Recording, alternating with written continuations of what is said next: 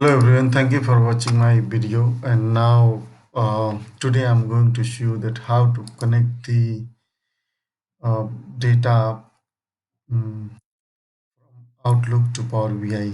When suppose you have received too many emails and you wanted to connect your Power BI so that you wanted to prepare something instead of going to export data in Excel, you can directly import data in Power BI.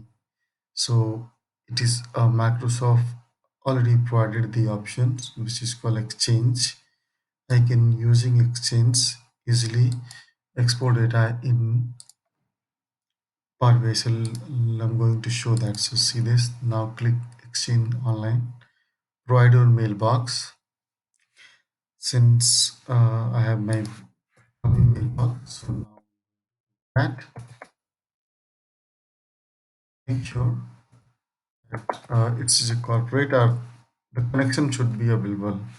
So after that, I'm going to using Microsoft account to sign in your account. Definitely need a credential, so provide the credential for it. To sign in.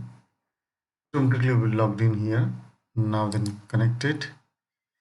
And calendars, mail, meeting, tasks, everything appear here. See this already appears. So I already exported that, so I'm not going to export it because it will take a time, too much time.